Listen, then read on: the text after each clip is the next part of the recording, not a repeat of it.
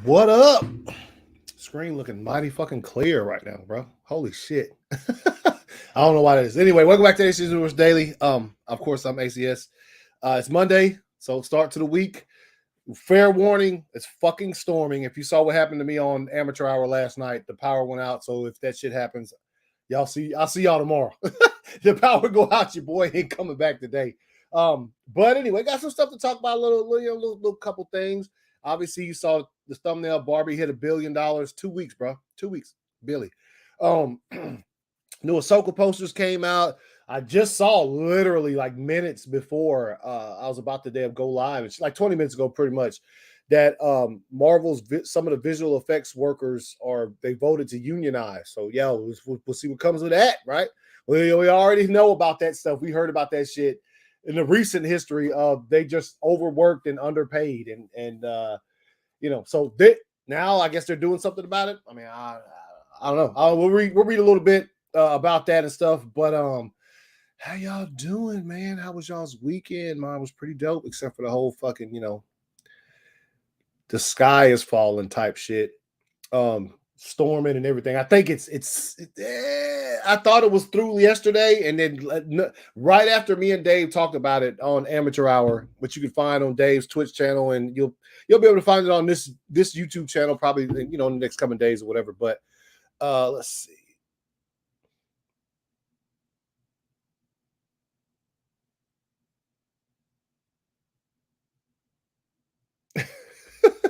All right, but anyway, yeah, welcome back. Yeah, so like I said, as soon as me and Dave got through talking about the storms, my fucking power went out, which is insane because it was out for like 40 minutes prior to the show starting, and then it came back on. I was like, yes, we're fucking go. And then guess what? Yeah.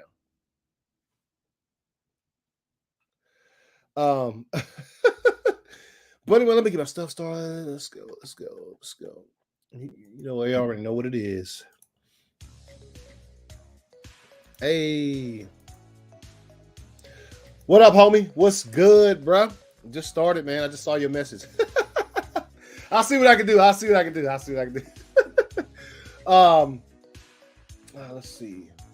Make sure I got everything ready for the fucking show today and shit. Like, okay. All right. So yeah, like I said, couple topics, not much. There's not much. These are slow times. I mean, there's also some stuff, the news that might happen that your boy just refuses to talk about. Some of the stuff that's out there, and I'm not even going to. I got some stuff you're just never going to hear me really talk about on this show unless like I'm asked a direct question. So here's that. Let's see if I get everything up. All right. Wait, what the fuck? Okay. See, still acting a fucking fool. So let's get started, man. Bing. Oh. All right. A group of more than 50 on-set VFX workers have voted to unionize at Marvel, right? Not surprising considering, and I know I just was mentioning like the recent sort of, shit that's happened when it comes to like the news coming out that like the visual effects workers are pretty much like worked to death at Marvel and shit, and they're not paid for stuff, and it's a bad situation. But those people, they got to support their families and stuff, so they keep the job or whatever. Well, there's that. So if you see me bounce suddenly, my wife said, "Oh, you got an exclusive? Yo, what, bruh?" But wife just sent me a message, said tornado sirens are going off. So like, I'm not seeking shelter. Entertainment, y'all. Entertainment. I just fuck with you. Anyway, let's see. Got an exclusive, Phil. What's good, bro? You gonna send to me the message? Anyway, let's check this out real quick. This literally just came out like less than an hour ago. Overworked and underpaid visual effect workers vote to unionize at Marvel. Okay. Call it the Hollywood labor organizing version of Avengers Assemble on the heels of more than a year's worth of damning disclosures around Marvel Studios' systematic overworking and underpayment of VFX workers on its blockbuster movies and streaming services. VFX crews at Marvel have finally petitioned to demand union recognition from the studio. On Monday, a group of more than 50 on-set employees filed a petition for an election to be represented by the International Alliance of Theatrical Stage Employees with the National Labor Relations Board. The workers are asking for the election to be held as early as August 21st. So, Twitter XDM. Appreciate it, Phil. Hold on, let me finish with I'll look at it. It says this marks the first time visual effects professionals have banded together to demand the same rights. Let's see. Yeah, here we go. It says this marks the first time visual effects professionals have banded together to demand the same rights, wage protections, and professional watchdog oversight enjoyed by workers in almost every other segment of the entertainment industry. The majority of Marvel's 52-member on-set production crew signed authorization cards indicate they wish to be represented by the powerful labor union representing some 170,000 artists, technicians, stagehands, and craftspeople across TV, film, and live theater in the U.S., United States, and Canada, right? For almost half a century, workers in visual effects industry have been denied the same protections and benefits their co-workers and crew. Bro, let me tell you something. Let me. Hollywood, in the past 6 months, we already knew the shit was shiesty. We knew the business. It's just shiesty over there, right? These cats, the people at the top, who most of them literally have not one creative fucking cell in their bodies, are the ones calling all the shots and deciding what to pay people and making all these decisions, while the real creative people, starting at the top, directors, boils down actors, visual effects artists, everybody, costume designers, all those people. Well, there's a reason why they're striking right now. Am I right or am I wrong? Right. So what I found out in the past 6 months has only further energized my thought that Hollywood should fall, man. They people at the top, like, there's something that it got to happen, because the people at the top can give two fucks, and they're still like, look, we're still in strikes. Nobody wants to negotiate. Like, what the fuck is? Because the people at the top they love eating their, having their butler bringing them breakfast, lunch, and dinner, and it's ridiculous. It's ridiculous, right? And this kind of stuff. I mean, just look at this. Look at this. It says,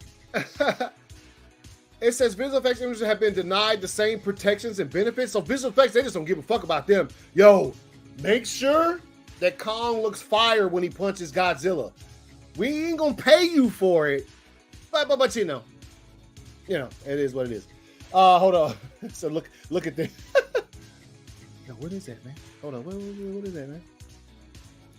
Hold on, let me pull this down. Let me check what Phil talking about, man. Oh shit. It's funny, when I open up a new tab on my computer, I just still type in Twitter and it opens Twitter. Instead of whatever it's supposed to open.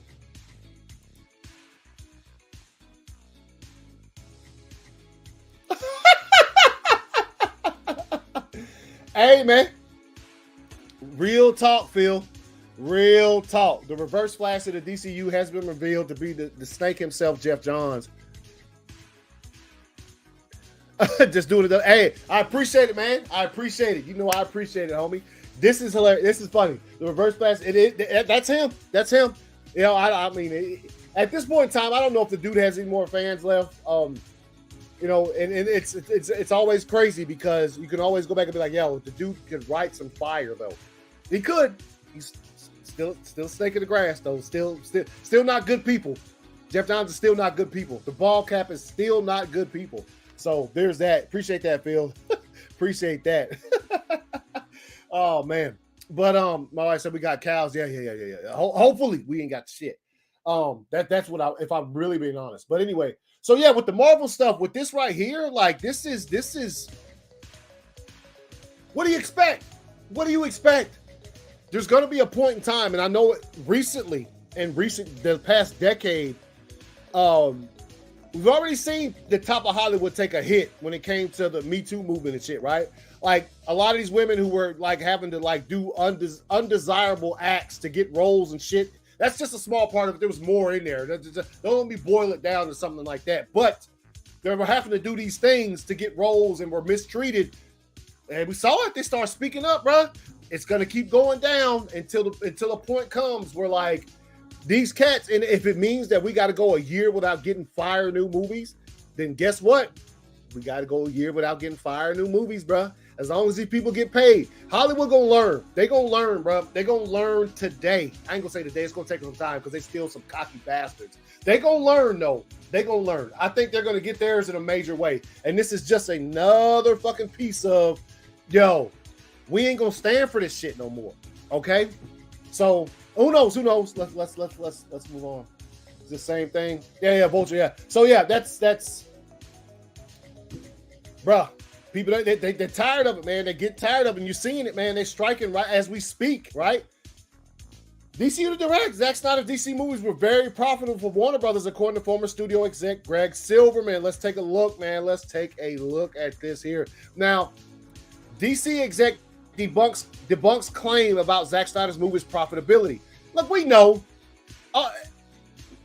all of Zack Snyder's movies he's ever made for Warner Brothers are in their top 25 grossing of all time. That's a fucking accomplishment, bro. I don't give a damn if what type of point you're trying to make. A single studio that's been around for 100 years, the top 25 movies that within their top 25 grossers, they've made hundreds of thousands of movies. I ain't gonna say hundreds of thousands, they made thousands of movies. But in their top 25 out of those thousands of movies, Zack Snyder, all of his movies fall in that range. All of them, right? A former DCU executive, and why would he just come out and say this? He's not fucking more. All the backlash I heard from this, shut the fuck up. Shut the fuck up. It's fact. It's fact. Fucking eat shit, you haters. A former DCU executive just set the record straight on how profitable Zack Snyder began DCU Man of Steel. $668 million at the box office. This was $277 million improvement from 2006's Superman Returns. Batman v Superman got close to a Billi, right? Close, right? Needing a little bit over 100 million. The fifth highest grossing DC movie of all time, right? To the disappointing point when Warner Brothers Justice League Team Up Storm earned $657.9 million because it was trash. And I'm going to go ahead and tell you right now, I'm going to go ahead and tell you, when you talk about this, you can't call it Justice League, you got to call it Justice League, bro. From here going forward. President, former creative development and worldwide production at Warner Brothers, Greg Silverman responded to an X, formerly known as Twitter post that claims Zack Snyder lost money from Warner Brothers. Silverman wrote that besides Legend of the Guardians, Owls Cahoot, and Sucker Punch, the rest of Zack Snyder's films at Warner Brothers were very profitable. Very.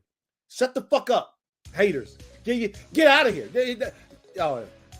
Considering many feel like Zack Snyder's run at DC was a failure, this debunk, it wasn't.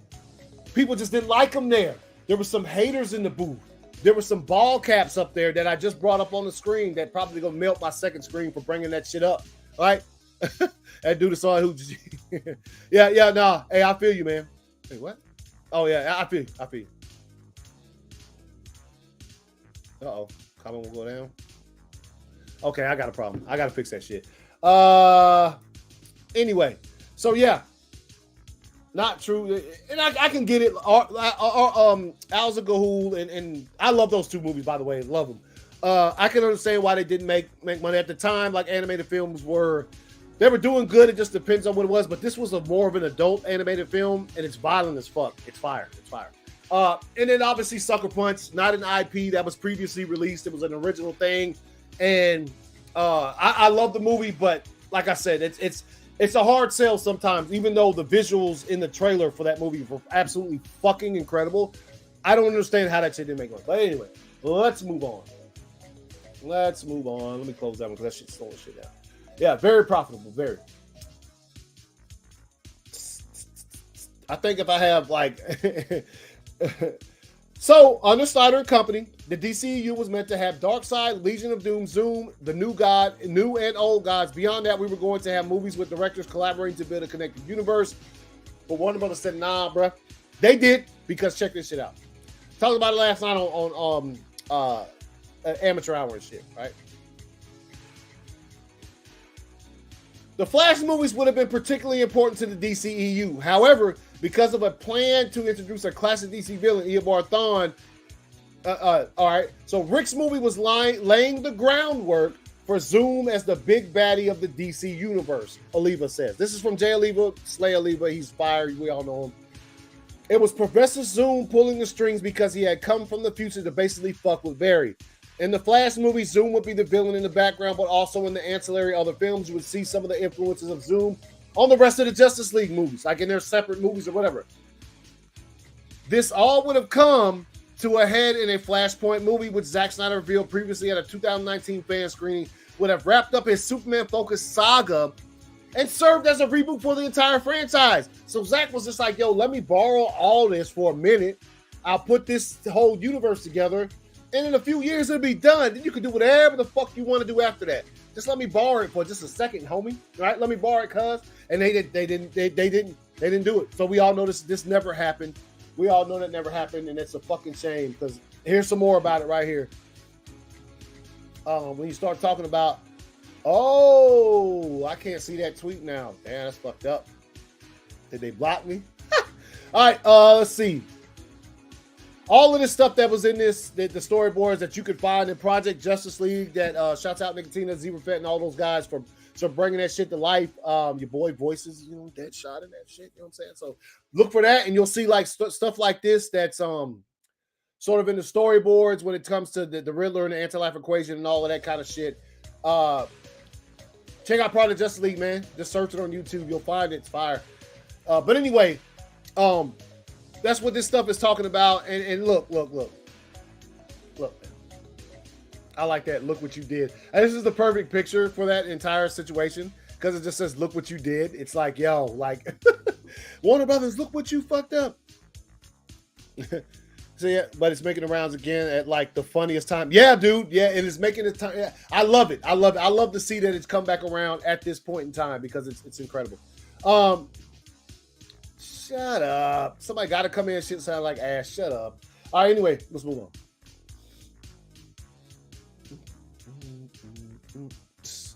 Oppenheimer is currently Christopher Nolan's fifth biggest film at the box office. I think it's going to surpass. It's probably going to get close to his top film at the box office before its theatrical one is over, because I can't find the article. I thought I sent it to myself, but apparently I didn't. Oppenheimer is breaking records in IMAX screenings. Like, it's still making mad money. I just saw David F. Sandberg, right, director of Shazam and Shazam: Fury of the Gods. He went to see it, bro. He went to see it at 6 a.m. What kind of theaters is open like that? He said it's the first time he could catch a seat, because they're all sold out. At 6 a.m. it was pretty packed. Bro, let me tell you, your movie got people at the movie theater at 6 a.m. But what is going on here?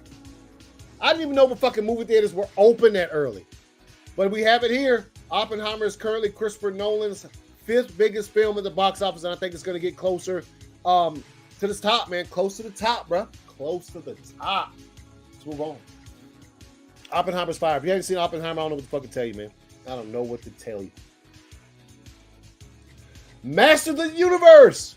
Masters of the Universe. If you hadn't seen Masters of the Universe, or even heard, well, you probably heard of Masters of the Universe, but if you did not know that it was a live-action He-Man movie that came out in 87, it was, and it was, it sort of looked back on as like a sort of a cult kind of classic type deal. I remember liking it when I saw it as a kid, but then I saw it again when I was probably in early 20s. I was like, ugh.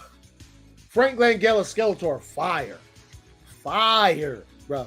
Let me tell you, the makeup in that shit, dope. It's another case of Master of the Universe from 87 was another case of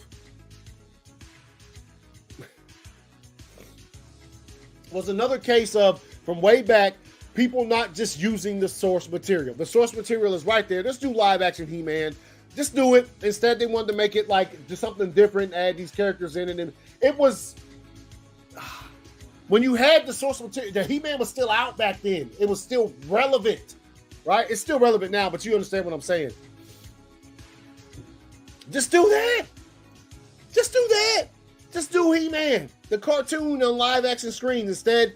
And so, like, I haven't seen it in a long time, but I just thought this was cool. They said landed on Earth 36 years ago today. There was some kind of little flute machine that he had that had landed on Earth.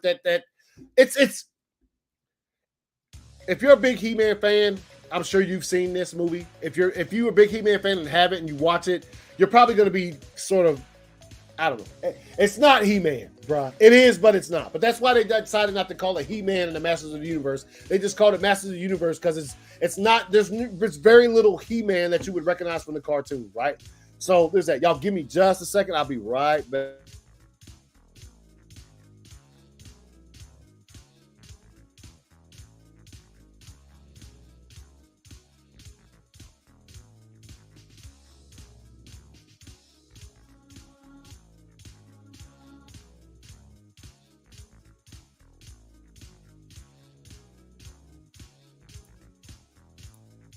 All right, sorry about that, y'all. I'm back. So yeah, Master of the Universe. 30. What? How old? 36 years old. 36 years old. So move on. Let's move on. So let's listen to this. Let's listen to this. Hold on. Let me do this because, and I'll tell you, and I'll be the first to admit. I've been hard on Dwayne Johnson in the wake of Black Adam and box office and all of that stuff. I thought that. I thought he felt he was too big for his britches, and he got the big head about himself and thought, I run shit. They're going to do what I say. And so when Black Adam came out, and of course it's still the highest grossing movie like they've had in a while for DC, right? And I still thought it was good. I thought, like I said, I've always kept to the fact that I thought Black Adam was good. Thought it was good.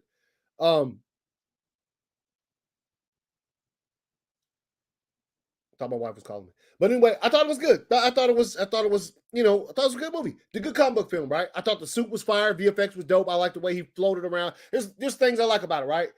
And I gave him shit, though, about the way it was handled, about the way he muscled Henry Cavill into the thing. Like, we all love to see Henry Cavill there, but at the same time, like, it was just...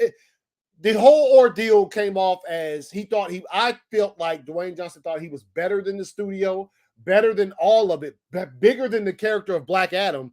And so he can do whatever the fuck he wants, and was put in his place when Gunn came in. And of course said, nah, I'm not feeling it. We'll see maybe down the line or whatever.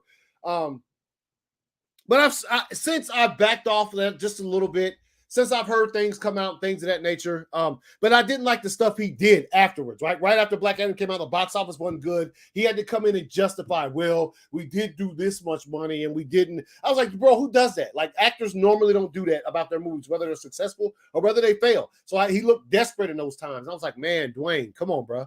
You know what I'm saying? Because I'm a big fan of his. Been for a long time. His work ethic is top notch, always top notch. So I saw this video. And I'm going to go ahead and bust this out for y'all. This is him on Kevin Hart's, I think it's Kevin Hart's podcast or whatever. And I thought it was interesting, some of the stuff that he was saying. So here we go. As a matter of fact, okay, come on now. All right. Sorry, y'all. My computer, I feel like I might be having to get a new one within the next 6 months because it's just fucking ass right now. Anyway, let's go. Let's get back to the point. Black Adam, big opening. Huge. Yeah. By the way, the thing that's crazy about it being so fucking big, your fan base is engaged, everybody's engaged. You make an announcement, and your announcement is talking about, hey, we're not going to continue the world of Black Adam, right? Yeah. For me, I'm curious. I want to know why, especially when there's such a successful opening. You seem to have the appetite from your fan base for more. What's the reason or the reasons for the stopping of Black Adam? I think that Black Adam got caught in a vortex of new leadership. And at that time, as we were creating Black Adam, developing it, shooting Black Adam, we got knocked down a little bit because of COVID and the shutdowns, got back up. There was so many changes in leadership. And as you know, anytime you have a company, but especially that size and magnitude, that's a publicly traded company, and you have all those changes in leadership, you have people coming in who creatively, fiscally are going to make decisions that you may not agree with philosophically. So I think Black Adam was one of those movies that got caught in that web of new leadership. And, that will always be one of the biggest mysteries, I think, not only for me and us on our end, but also throughout our business, because that's a Kevin question, but that was a question out of Wall Street. That was a question out of Hollywood. That was a question like, wait a second, You had the biggest opening of your career. Sure, no China. That could have been maybe 100, maybe 200 more $1 million. You're True. establishing a new superhero. You want to grow out the franchise. You bring back Superman and Henry Cavill. The world went crazy. And also, too, and you were texting me this on opening weekend, is we created a diverse superhero portfolio where we had just men and women of color, in Black Adam too as well. So I think I was impressed by the execution. Yeah. I know how Black Adam, how close the movie was, the project, and that was one that was near and dear to your heart. And cracking the code, it seemed that cracking the code on the world of superhero is something, of course, that you were very ambitious about doing. And what I thought you did, I was like, oh, that's dope as fuck. He put his mind to it. That's dope as fuck. He did it. Like, the shit's happening. They're in production. They're shooting the movie. Fuck, it's done. Damn, release the trailer. Shit look good. DJ, congrats. Fuck, all right. You then release the movie. Movie has success behind it. You get some positive dollars in the goddamn box office behind it in a time where the box office seemed to be taking hits, dips. So I don't know. It was just it was a weird thing for me and just not knowing. But to hear you say that, it makes sense. You know, when there's a changing of the guard, sometimes the business changes as well, and rightfully so, right? Like we can't be a part of the world of why on that side, but and giving them the best opportunity to make more and do more, that's our job. That's where we come in. Exactly. And, I think as business-minded people who are always, you and I, who are always thinking audience first, yes, we look at and respect the bottom line economically, but also when you think about opportunity, creating opportunity and creating things that are fresh and delivering for the audience, which is our number one boss. When that wasn't looked at through that lens, it makes things a little bit more challenging, I think, for guys like you and I, where you go, you sure you want to do this? But hey, at the end of the day, you know what it is? It's like new ownership coming in, buying an NFL team and going, all right, not my head coach, not my quarterback. Doesn't matter how many times you won the Super Bowl. Doesn't matter how many rings we got. I'm going with somebody else. That's a great example. Yeah. That's a great example. All right, so there you have it. There you have it. Good video, man. Good video. I've actually seen that so many times since it came out like late last week or whatever. Good fucking video, dog. It's perfect analogy at the end. Perfect analogy for what happened. And I guess I'm guessing in the lens of how much money it made, because still you could look at the box office and be like, yeah, but it's still not that, you know what I'm saying? Not that good world. I don't even think it hit, I don't think it hit 400 million worldwide. But still, it was the biggest opening of Dwayne Johnson's career. It still was profitable, I believe, if I'm not mistaken. It would, however, so slightly that it was. So, yeah, I don't know. I don't know what they're going to do. I thought he was great as Black Adam. Let alone what I thought about the way he handled the situation outside of the movie. I thought he was great as Black Adam. And I don't know. Maybe we'll get to see him again. I do think though that he shouldn't be written off. Like, as a matter of fact, if James Gunn is going to bring Black Adam into his new DCU and it's not going to be Dwayne Johnson, what the fuck are you doing? Because nobody is going to accept that shit, no matter who the fuck you cast as Black Adam. Everybody's going to be like, but you got one already ready. No matter how the movie did, he still looked the part. He still acted the part. And he could still hold his own on screen with no matter who you put on there with him. Because he's a big... We know how he looks. We already know. So I will say that for sure. Don't, if James Gunn is thinking about recasting Dwayne, you are fucking... if that time comes, I'll give my thoughts on it when it comes, but you already know ahead of time if he does that, I'm like, what are you doing? The dude's still in the fucking prime. Like, he can still play him. What are we doing here? Then some of those thoughts that people have that about some of the decisions Gunn makes will be valid if he comes in and he says, yo, you know what? After about 6 movies, after about 4 or 5 movies, if he gets that far, right? After several movies in his DCU, if he decides to bring Black Adam in and he's like, I'm going to get somebody else, not Dwayne Johnson. Unless it's 10 years from now, which it possibly could be.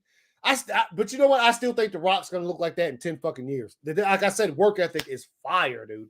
Fire. So yeah, I enjoyed this. It's very, very, very, a very good, like, And you know, him and Kevin Hart probably put that shit together beforehand. Yo, I want you to ask me this, or he said I'm gonna ask you about this, and they got it, the answers perfectly down. Whatever the case may be, what they were saying was that's a dope interview. It's a dope little piece of footage, and I like hearing Dwayne's insight on sort of what happened when it came to Gunn coming into. And you notice they didn't mention his name, right? They didn't mention James Gunn. They didn't mention none of that shit. They just said new regime. They didn't mention none of the other stuff that came in. And yeah, so let's move on. Let's move on. All right. So there's that. All right. All right, y'all. Let me get my So you already know, if you guys know me, I am very, very, very, very, very fucking excited for the Ahsoka show coming out in a couple weeks. Disney Plus, Star Wars, my homegirl. Like I am really, really, really excited. So I'm gonna be covering that shit hardcore up until it premieres, and I'm sure the day. And matter of fact, the Wednesday that this comes out on August 23rd, you might not even get a show from me because I'm gonna take that in, right? And then come back on Thursday with some fire thoughts on whatever I saw on the show, right? So they came out with some character posters today. We're gonna take a look, bro. We're gonna take a look. Let me throw my background music back on. Hey, let's go. All right, so here we go. We got Ahsoka herself. We've seen this before, right? Rosario Dawson looking extra fire right there. Right. Bing! Got Hera. Look at her. Dude, these posters are pretty dope, man. Which I will give it that. Disney Plus Star Wars shows, they usually, like, a lot of times we've seen it be like the show will start, and then as characters are revealed on episodes, then they'll have a character poster like the day after or something like that. But they put these on out there, so there's Hera. All right.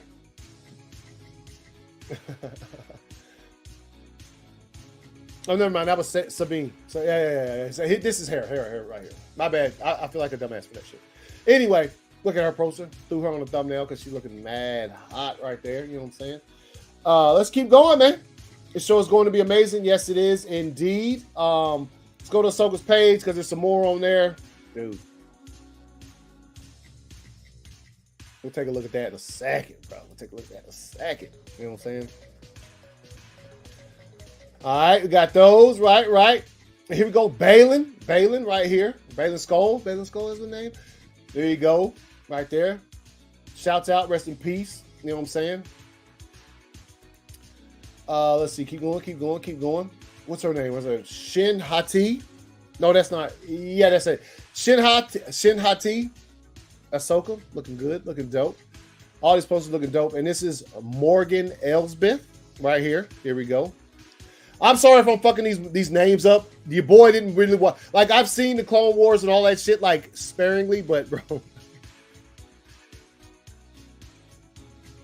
Yeah, Phil, that's what I was talking about, man. At the start of the show, that's the first thing I talked about was that they're unionizing. So that's, yeah, they tired of it, man. They fed up with that bullshit, man. So, yo, there it is. But, yeah, these character posters, man, dope. So let's take a look. Oh, yeah, I saw that. Okay, so let's take a look. Right here. This, let me pause.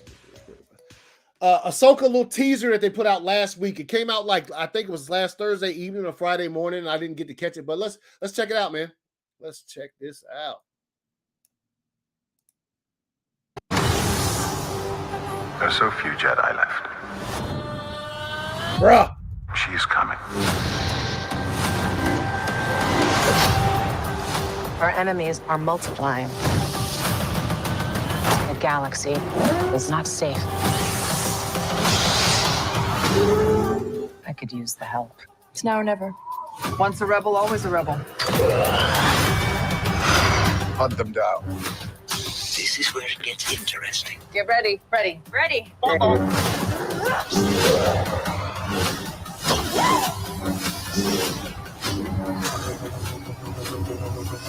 Ahsoka, Bruh. episode premiere August 23rd, only on Disney Plus. Bruh. Let me tell you something. Fire. Your boy is ready. Let's move on, man. David Ayer, our good director. You know what I'm saying of Suicide Squad and things of that nature. Right. Put out a couple posts last week. I'm gonna bring up a couple of these. He put this new picture of the Joker out there. People talking shit. Some shit talking. I'll get to this message that David Ayer sent out because of such nonsense that people put out there. But anyway, David Ayer movies. I like this right here. That's dope. Let's see right here. Got a picture. It was Harley Quinn's bats. Sometimes I write. Yep, Harley Quinn's bats that she used throughout the production of Suicide Squad. Right. Somebody has theirs right there. They put sleep well. Nice. Let's go to his Twitter page, man. Let's go to David Ayer's Twitter page real quick. Let's look. Let's see. Sorcerer. Okay.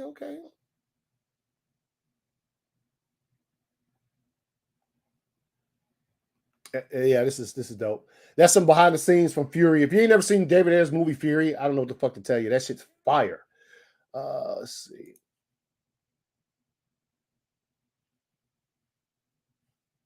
You don't get the Jared. You just said, yeah, appreciate you stopping through. You don't get, hey man, I don't either. I'll tell you this right now, and this is, let me be clear here. And this is one thing I will say this. Nobody, not one fucking person, except for David Ayer and people who've seen his cut, not one fucking person on this planet has seen enough of Jared Leto's Joker to make a judgment on it. None of you have. Let's make that shit real clear. He was in Suicide Squad so little. How can you judge how he's going to be as a Joker? You didn't get to see him in the context of certain situations you've seen the Joker in other movies. So the hate he gets, shut the fuck up. You have not got enough sample size of Jared Leto as Joker to even form an opinion on it. I saw it in Suicide. I thought it was good. I liked it. I can form that opinion, but I'm not extravagant. It's the best Joker ever. Can't say that either because we didn't get a big enough sample size from Suicide Squad. So I remember when it came out, the hate that's come from it from the years since that movie was released in 2016. I've seen it all, and I'll tell you the same thing I said then. It's the same thing I'm saying now. Once again, you did not get enough of Jared Leto as Joker to make a fucking conscious decision on how fire he was as Joker. In my opinion, he was good. I'm not going to say he was great because, again, we did not get that fucking sample size. So that's all we got was a sample size. We did not get a full movie of him as that. Until we get that, shut the fuck up. You can say what you want. Shut up. If you, I can't stand the people who hate on Jared Leto's Joker as though we've got a full Batman movie with him as the main villain. And then you're like, oh, he was in Suicide Squad. Half his shit was cut out, right? In the scenes he was in there, he was pretty dope. But again, I won't go the other way and say that he was absolute fire because, again, didn't get enough of him as Joker to make that decision. So, and nobody else has. I don't give a fuck what you say. I'm sure somebody out there, I got enough. I know he ain't shit. Shut up. Shut up. Shut up. Shut up. All right. Shut the hell up. I just went on a little mini tangent there about people who dissing. You didn't see enough of him to make a decision, bro. You didn't. You could say I enjoyed what he did, but you ain't get enough of him to say he was trash. You didn't. No, you didn't. You was in the movie for a collective fucking 12 minutes or some shit. Somebody has the actual screen time that he was on screen in the theatrical cut of Suicide Squad. Not enough. Not a fucking enough. Shut up. All right, anyway, let's move on. All right, here we go. I'm looking at David Ayer's thing, see if I can see some more of that stuff from that's dope. Jeff Bridges, Sam Elliott, Big Lebowski in this bitch. Hey, shouts out to, man, I forgot about this, man. William Friedkin, legendary director, passed away was it today or was it yesterday? Monday in Los Angeles. Okay, so that was this morning. Holy shit. In Los Angeles, he was 87, directed The French Connection and The Exorcist. You think he was a blockbuster? Yo, The Exorcist fucking made bank when it came out, bro. People love being scared back in that shit. I mean, they still do, but as you look at that, you think, wait a minute, it was a blockbuster? Yeah, The Exorcist made mad money, man. Made mad money. So anyway, let's move on to this right here. So somebody was saying some stuff about David Ayer's. I'll get to the tweet. So this person, not to call out David by saying this, but you do know that this was released back in 2000. You don't think David knows the movie came out in 2016? You don't think he knows? Why would you even put this? Come on, man. And you got David Ayer. What's your advice on how to navigate this situation with grace? There's a genuine curiosity and interest from a lot of people, and I'm aware there's another group of people that have fun mocking the film. Your comment is a perfect example of how many are magnetically drawn to discussion to the 2016 film in a negative way. Have you ever had an experience in your life that didn't go the way you wanted, that dragged you, that made you rethink everything? He has, right? He says, all I know is my unseen film plays much better than the studio release. The interest in my cut being shown seems real and organic. It is. People want to see it, including my fucking self. And Gunn told me it would have had its time to be shared. He absolutely deserves to launch his DC Universe without more drama about old projects. In a way, I'm chained to this thing. I'm riding a tiger here and navigating the situation the best I can. Life is a very strange journey. It is. Welcome to my TED Talk. Or thanks for, yeah. So anyway, that's how he responded to that, man. And of course, Dave Ping say, yes, this is, the man's being real here. You know what I'm saying? Man's being real. I'm sure your version played better than what I got, but what's holding you off from, because I'm sure you make more, even better movies. Okay, shut up. He's literally shot and made several projects in the last week. Yeah, exactly. So here comes somebody else who's going to come in, devil's advocate. Well, why don't you stop concentrating on that old movie and make your own shit? Man, shut the fuck up. Yes, he was absolutely incredible. His small scene in Zack Snyder's Justice League was incredible.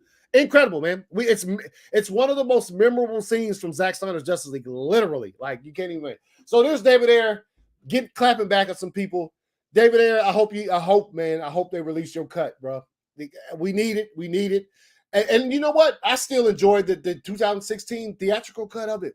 Is it one of the greatest movies of all time? No, but it's good. I like it. I like the performances. It's my favorite part of it. The performances are on point, man. Everybody did their thing in that movie, right? So let's move on. Let's get to the big thing, man. All right. So congratulations, man. I gotta congratulate Barbie. Congratulations to Barbie. Barbie in basically 2 weeks has hit a Billi, bruh. They on top. A Billi. You now in Avengers territory, or we in one of those movies that fucking made $1 billion. You up there, man. I need to quit looking at the messages that pop up. But yes, congratulations to Barbie, man. Let's I'll throw some music on. We're gonna celebrate. I'm happy to see this. I am very happy to see this right here. Gotta go with makes history as the first solo freewheel directed across $1 billion at the US at the box office, worldwide box office. This is incredible news, man. This is in 2 weeks. 2 weeks. Now we've seen some movies hit $1 billion really fast. So this is but the type of movie it is, and the sort of the sort of like a type of movie that it is, for it to hit $1 billion in 2 weeks. 2 weeks, bro. This shit out of Billi, man. Ain't no telling what it's going to be like at the end of this summer. It's going to be one of the highest grossing films of all time, just in general. And congratulations to Greta, Margot, everybody involved. Let's check this out right here. Greta Gerwig's Barbie achievements, right? Achievements. $1 billion at the worldwide box office. Hey, Gerwig becomes the first solo female director with a film that grossed more than $1 billion, right? Cool. Biggest opening for a movie in 2023. That includes Super Mario Brothers, which is the only other movie this year to hit $1 billion like that, I think. I think Spider-Man did too. Across the Spider-Verse, man, let me be clear. An A cinema score. Certified fresh on Rotten Tomatoes, the biggest film of Margot Robbie and Ryan Gosling's careers in general, right? This is incredible, man. Greta's just amazing. She is a queen. She is absolutely dope. And so congratulations to everybody involved with Barbie. $1 billion in 2 weeks, man. That's insane. That's insane, because you could have asked anybody, literally anybody who follows films, four or 5 months ago, and be like, so what's Barbie going to do? This is what I guarantee you, very few people would think it would get $1 billion, right? What? He said you started watching Twisted Metal last night with your dad, and he said, I think your friend talking about me is right. I can't stand trash. Dude, you know what? I'm sure I'm gonna watch Twisted Metal because I want to affirm that it's trash and not just hear other people tell me. But I'm gonna watch it. And I'm gonna check it out. I'm gonna give it a little bit, but you know I hate Anthony Mackie. He can fucking kick rocks in this bitch. But anyway, back to Barbie, man. $1 billion, bro. $1 billion. And who tells when it's gonna slow down? All the haters out there. I love this. I love this because all these people who just, you know, swerving down things about Barbie and said all kind of nasty shit about it before the movie even came out. Half y'all probably didn't even watch it, still talking shit. How does this feel, bro? $1 billion. This year, biggest opening for a movie. It just hit $1 billion. It's not the highest grossing movie of the year yet because, like I said, Mario Brothers is out there, and then, you know, I think Across the Spider-Verse is shit like that. But, yo, congratulations to Greta, to Margot, to Ryan Gosling, everybody involved. You guys did your thing, and it's good to see, man. It's good to see. The movies are back, bro. The movies are back. You know what I'm saying? So that's the show, y'all. That's the show, man.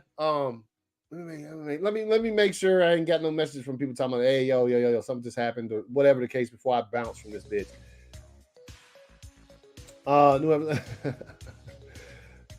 So yo, I don't see anything.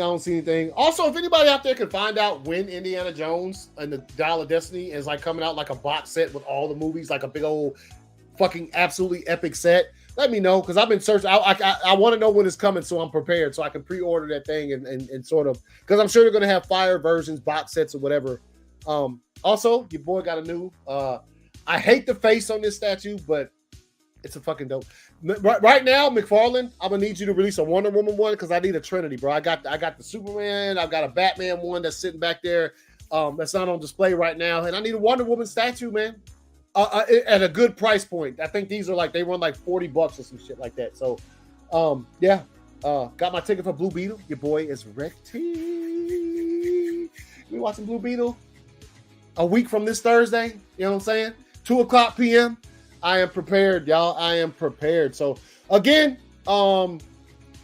everybody who watches, you already support the show. I appreciate every viewer I have. And if you want to extra support the show, there's a link down below for my Patreon. You can join for as little as $1 a month. I always fumble those words, a little as $1 a month. You can join and fucking get some exclusive content, like some longer versions of the greatest scenes of all time. And I'm working on putting some more exclusive content on there because I realized that I was like, I had not put enough on there to just, you know, for people who give extra to support the show. I need to support you guys better, right? So there'll be some more stuff coming. I promise. And yo, everybody who watched, I appreciate y'all. See you guys tomorrow, 5:40. And look, the weather was great. The power didn't go out. Yo, now that I say that, fucking lightning is gonna strike everything in my house. I hope not. Anyway, let's go. See you guys tomorrow, 5:40 p.m. Same time to talk some more about whatever happens tomorrow, whatever takes place. You know, this is a daily show, so I talk about shit that happens daily. What's up there? Jungle, peace out. Hey, everybody watching, peace out. You guys take it easy, and see y'all later.